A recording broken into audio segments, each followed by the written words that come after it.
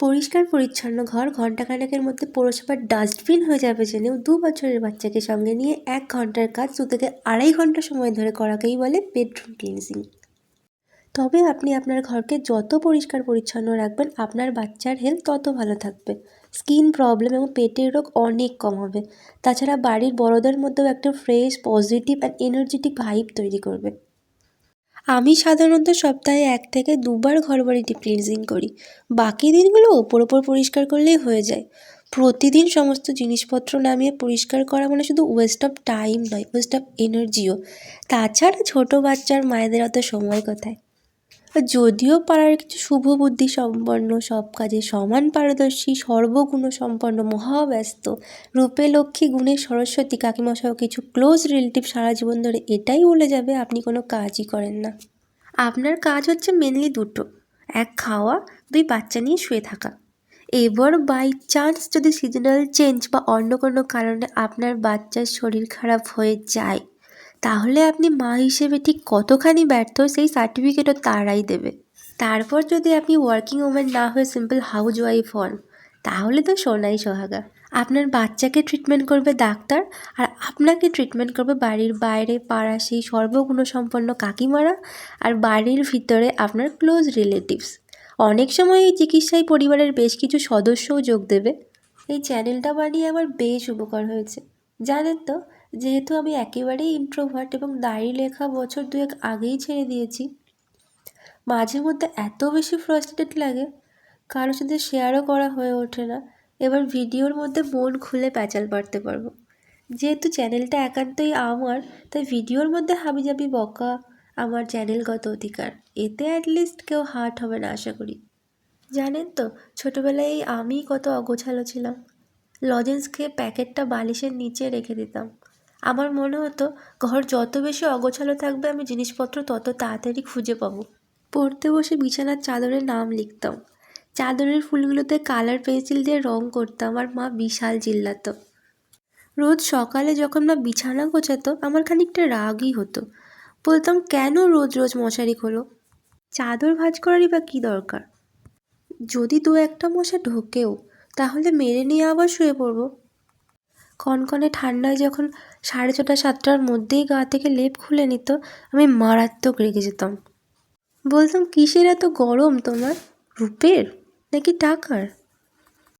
উত্তরে মা শুধুই হাসতো, কিছু বলতো না। শুধু একটা কথাই বলতো, যখন তুই মা হবি উত্তরগুলো নিজেই খুঁজে পাবি। এখন বুঝতে পারি বিয়ে সত্যিই মানুষকে অনেক কিছু শিখিয়ে দেয়। তবে বিয়ের 4 বছরের মাথায় এসে এটা বেশ বুঝতে পারি বিয়ে সবসময় একটা ম্যাচিওর ছেলেকেই করা উচিত, যে ভবিষ্যৎ নিয়ে আপনাকে দিক নির্দেশনা দিতে পারবে, যে নীরবতা বুঝবে, পারিবারিক সমস্যা বুঝবে, ফিনান্সিয়াল ক্রাইসিস বুঝবে, যাকে সমস্ত অসুবিধার কথা মন খুলে বলা যায়। সত্যি কথা বলতে শুরুতে যদিও একা হাতে সমস্তটা সামলে না নিত, তাহলে হয়তো ভাষণ দেওয়ার জন্য আমি আর এখানে থাকতাম না। এই দাঁড়ান, এতক্ষণ ধরে যারা ফোনের ডেটা খরচ করে, কানের রক্ত বার করে, নিজের ধৈর্যের চরম অগ্নি পরীক্ষা দিয়ে, চোখের জ্যোতির 12টা বাজিয়ে, নিজের জীবনের মূল্যবান সময়ের কিছুটা অংশ ব্যয় করে আমার বক্তৃতা শুনছেন, তারা তো কেউ আমার পরিচয়ই জানেন না। তাদের উদ্দেশ্যে নমস্কার। আমি রুবি এবং আমার চ্যানেল রুবি সুদীপ্তর গল্প কথায় আপনাদের সবাইকে ওয়েলকাম। এটা সেটা বলতে বলতে ঘরের অনেকটা কাজই এগিয়ে ফেলেছি। আপাতত ছেলের এই খেলনাটাকে আঠা লাগিয়ে ঠিক করার চেষ্টা করছি। এটা মূলত ওকে কালার আইডেন্টিফিকেশন শেখানোর জন্যই কিনেছিলাম, কিন্তু ওর হাতে এটা দেওয়া মাত্রই ও খেলনাটাকে 3 ভাগে বিভক্ত করে ফেলেছে। এবার একে একে ওর বই, খাতা, পড়ার ডেস্ক, খেলনা সব মুছে নেব। আমি আমার ছেলেকে দিয়ে একটা জিনিস বুঝেছি, বাচ্চাদের নিত্য প্রয়োজনীয় জিনিসগুলো রেগুলার পরিষ্কার করা উচিত, কারণ ওদের সব কিছু মুখে দেওয়ার একটা টেন্ডেন্সি থাকে। তাছাড়াও আমার ছেলের প্রিয় খাবার হচ্ছে নোংরাবাতি, আরশোলার পটি, টিকটিকির পটি, জানলার নোংরা, বাড়িতে পোষা টিয়ার খেয়ে ফেলা ছোলার খোসাটা, বই খাতার ছেঁড়া অংশ, এগুলো ও খুব তৃপ্তি করে খায়। বাকি 3 বেলা জোর করে ওকে যা কিছু খাওয়াই আমি, সেগুলো নরম শিশুর ওপর চরম অত্যাচার বলে ঘোষণা করেছে প্রতিবেশীরা। এবার আমি ভাঁজ করছি নিজের প্রতি চরম কিপ্টে এবং আমার প্রতি পরম উদার বরের একটা জিন্সের প্যান্ট। যেটা আমি লিটারেলি ওর হাতে পায়ে ধরে কিনিয়েছি। গরম চলে গেছে তো কি, মনে হলো ফ্যানটাও একবার মোছার দরকার। তারপরে আলমারিটাও বাইরে থেকে মুছে নিচ্ছি, যেহেতু কাঁচ দেওয়া আছে তাই ভেতরটা মোছার প্রয়োজন পড়বে না। এই আলমারির মধ্যে আমাদের ফটো সহ প্রচুর মেমোরি রয়েছে, কখনো হয়তো এগুলো কাছ থেকে দেখাবো আপনাদের।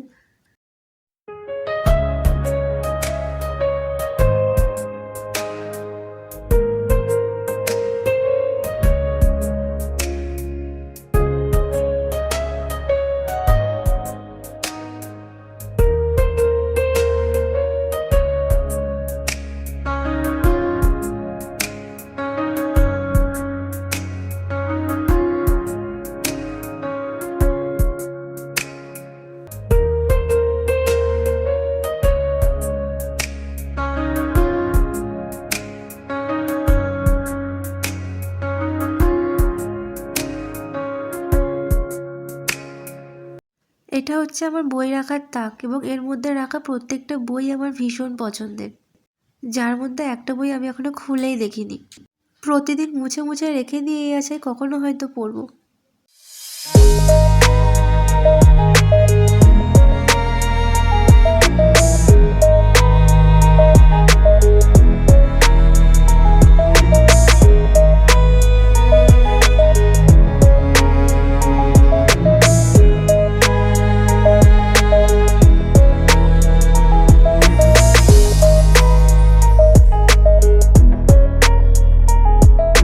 আমার ঘর ঝাড়পোছ করা মোটামুটি কমপ্লিট।